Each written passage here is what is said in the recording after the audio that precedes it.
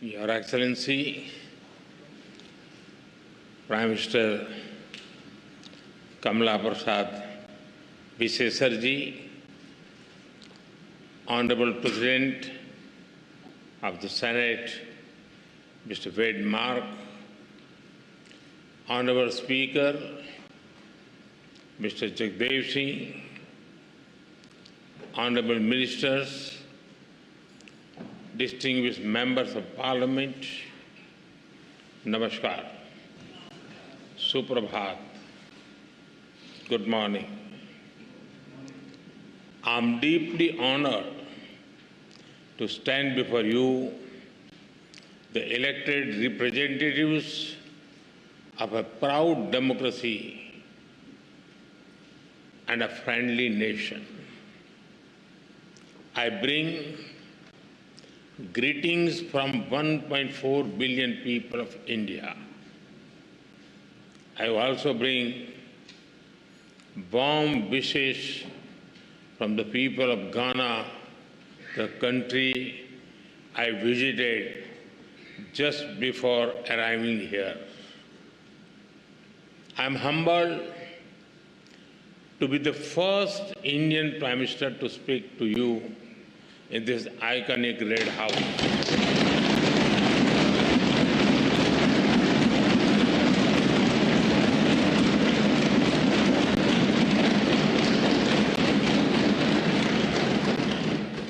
This historic red building has seen struggles and sacrifices of the people of Trinidad and Tobago for freedom and dignity.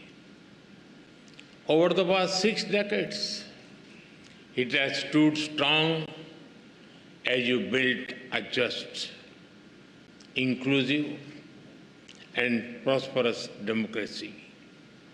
Friends, the people of this great nation have chosen two remarkable women leaders, the President and the Prime Minister. They proudly call themselves daughter of the Indian diaspora.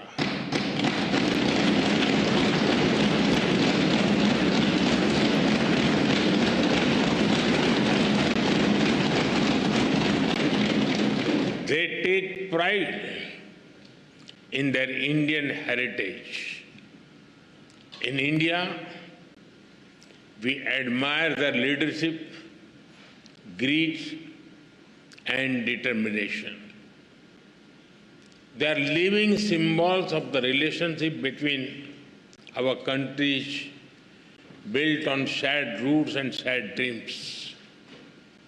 Distinguished members, both our nations rose from the shadows of colonial rule to write our own stories with courage as our ink and democracy as our pen. Today, both our nations stand as proud democracies and pillars of strength in the modern world. A couple of months ago, you celebrated the Festival of Democracy by participating in elections. I congratulate the people of this country for their wisdom and vision for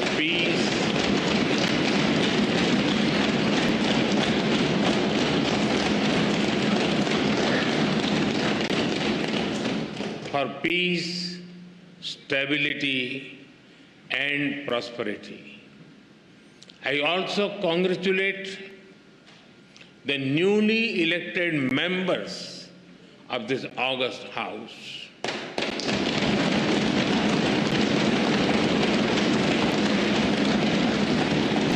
I extend special greetings to Prime Minister Kamala ji for forming the government once again.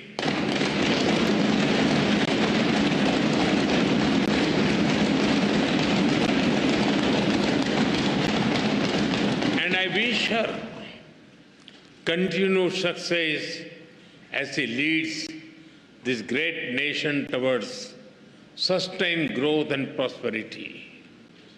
Friends, when I look at the golden words of the Speaker's chair from the people of India to the people of Trinidad and Tobago, I feel a deep sense of emotion. That chair is not just a piece of furniture, but a powerful symbol of the friendship and trust between our two nations.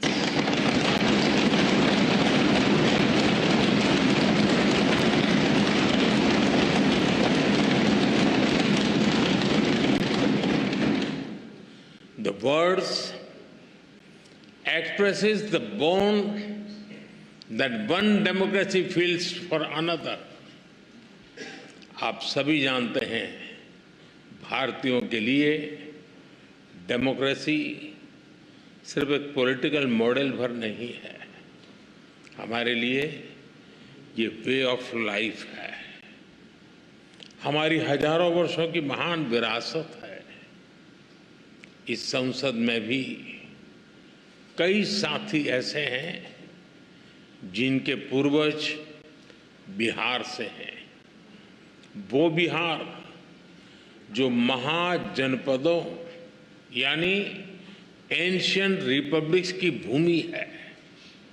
In India, democracy is not just a political system, for us it is a way of life.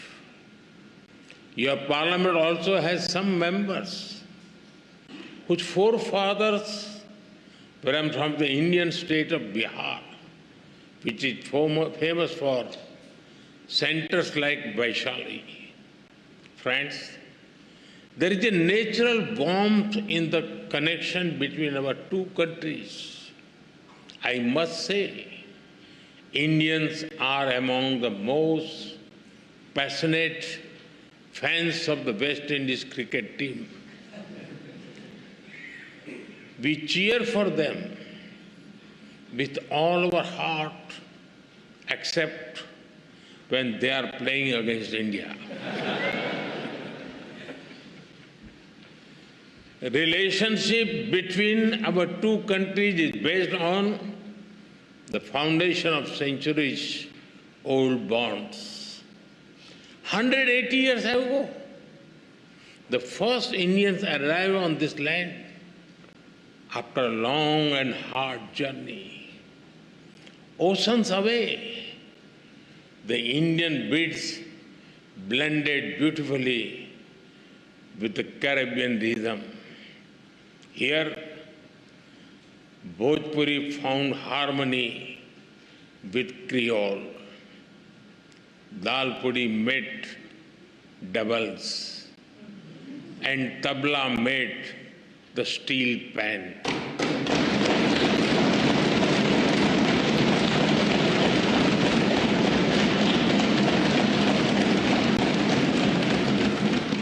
Today, the people of Indian origin are proud bearers of the red, black, and white flag. From politics to poetry, cricket to commerce, calypso to chutney, they contribute to every field. They are an integral part of the vibrant diversity that you all respect. Together, you have built a nation that lives its motto, together we aspire, together we achieve.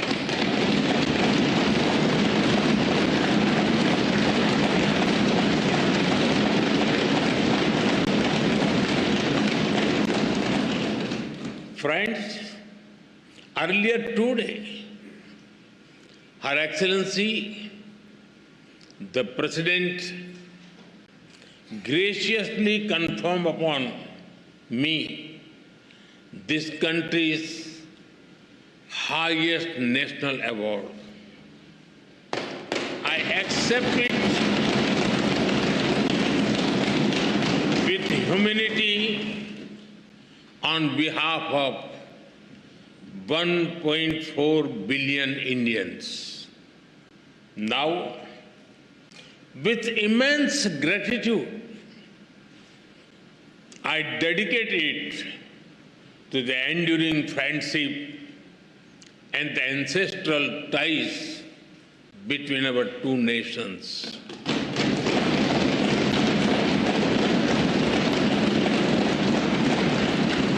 Friends, I'm delighted to so many women members in this House. Respect for women is deeply rooted in Indian culture.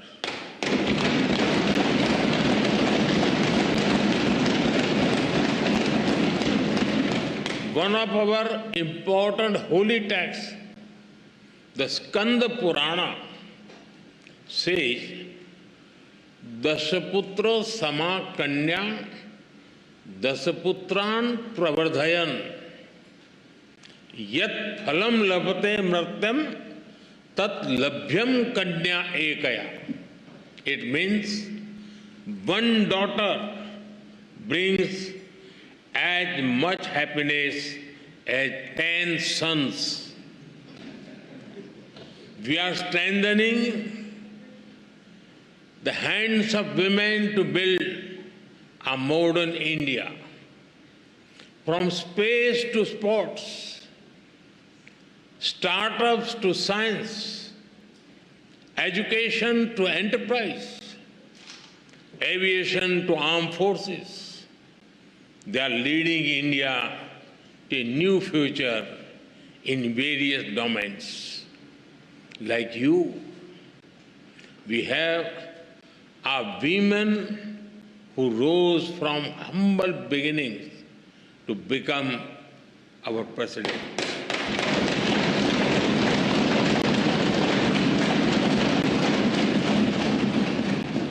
Two years ago, the Indian Parliament took a historic step, which decided to ensure a 33% reservation for women in Parliament and state assemblies. This assurance that in the coming generations, more and more women will decide the destiny and direction of the nation.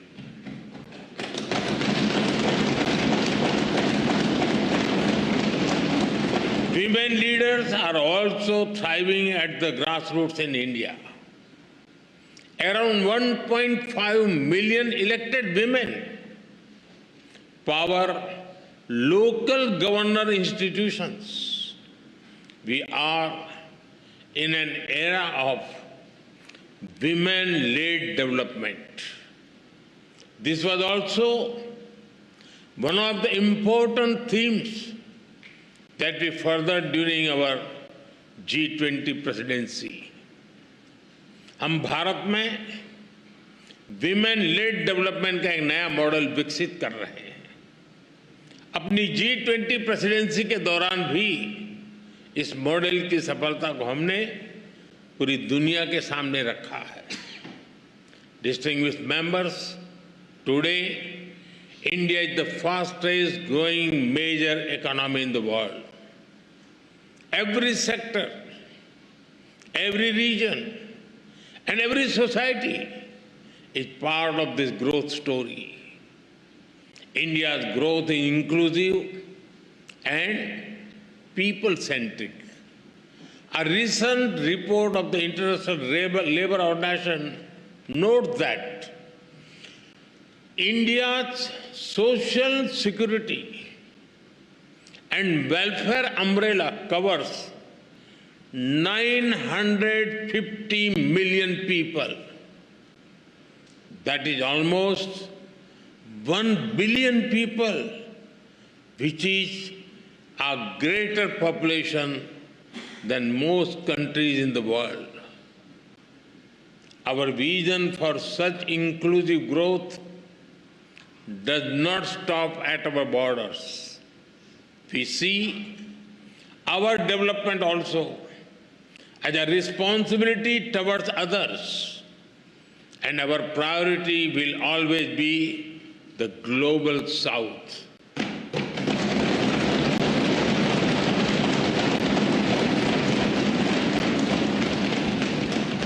With the same spirit, we are deepening our relations with Trinidad and Tobago. Our trade will continue to grow.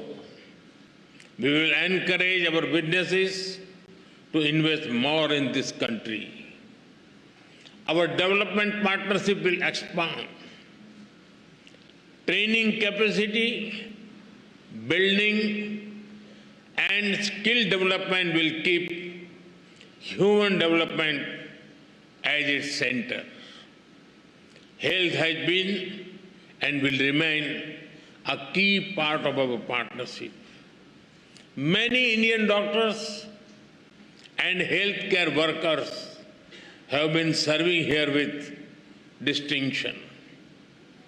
We are glad that you have decided to recognize Indian medical standards. This will ensure access to high-quality, affordable medicine for all. We also welcome your decision to adopt the UPI, digital payment system. It is a major step forward. UPI has revolutionized digital payments in India. Powered by the platform, India has become the nation with the highest number of real-time digital payments in the world.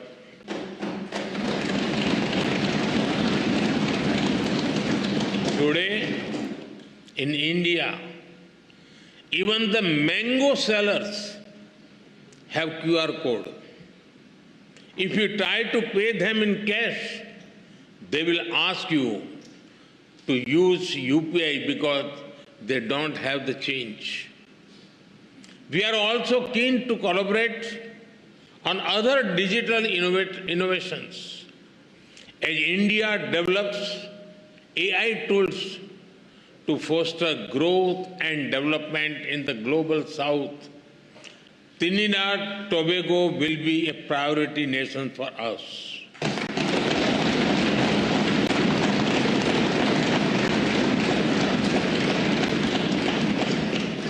We will share our expertise in agriculture, horticulture, and food processing. Machinery from India will support your agro industry.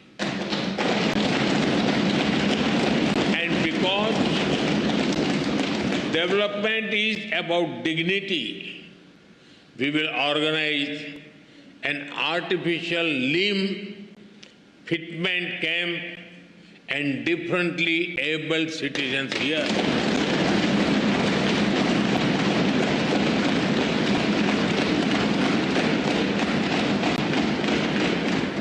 For us, there are no limits to our cooperation with you.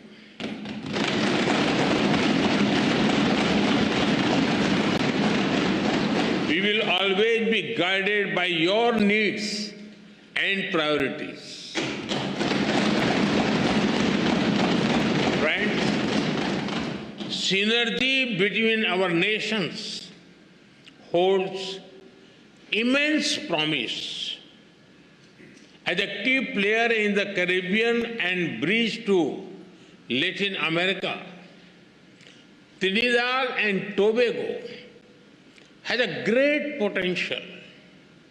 I'm sure that our ties will help us forge a stronger connection with the wider region, building on the momentum of the second India CARICOM Summit, we are eager to collaborate on initiatives that enhance trade and investment, build infrastructure and mobility, implement community development projects, and above all, support capacity building, training and skill development on a large scale.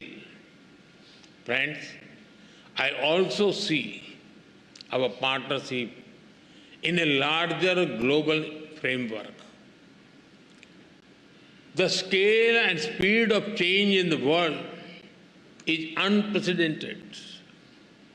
There are fundamental shifts in the nature of politics and power. Free trade is under pressure. There are growing global divisions, disputes, and disparities. The world is faced with challenges of climate change, food, health, and energy security. Terrorism remains a pressing threat. Colonial rules of the past may have ended, but their shadows linger in new forms. There are new challenges in space and cybersecurity. Artificial intelligence is unlocking the new opportunities as well as risk. The old institutions are struggling to deliver peace and progress. At the same time, the global south is rising. They wish to see a new and fairer world order. When the United Nations turned 75, there was great hope across the developing world.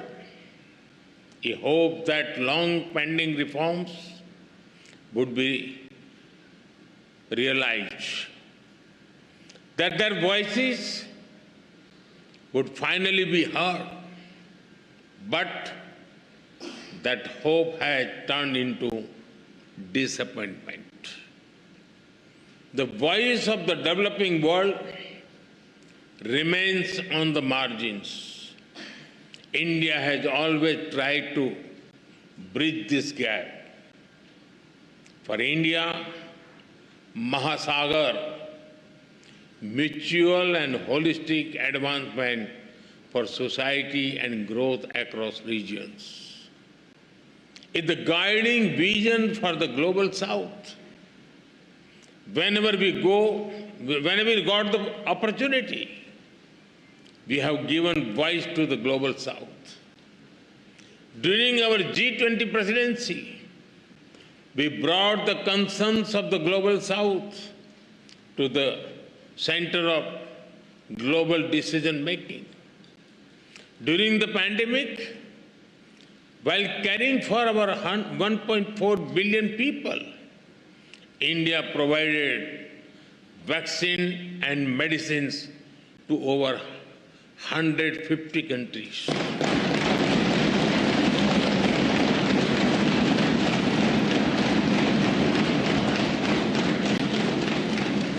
In times of disaster, we have responded swiftly with aid, relief, and solidarity. Our development partnerships are demand-driven, respectful, and without conditions. Distinguished members, it is time for us to work together to give the global south its rightful seat at the right table.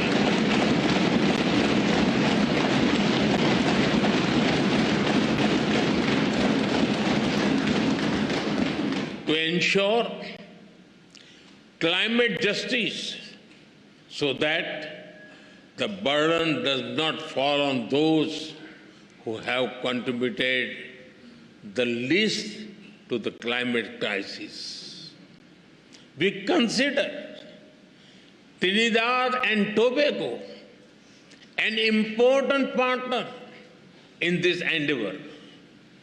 Friends, our two countries may differ in size and geography, but we are deeply aligned in our values.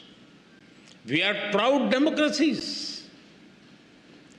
We believe in dialogue, sovereignty, multilateralism, and human dignity.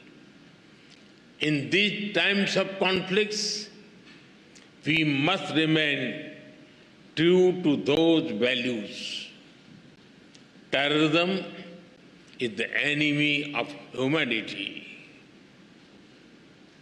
This very Red House has itself witnessed the wounds of terror and the loss of innocent blood.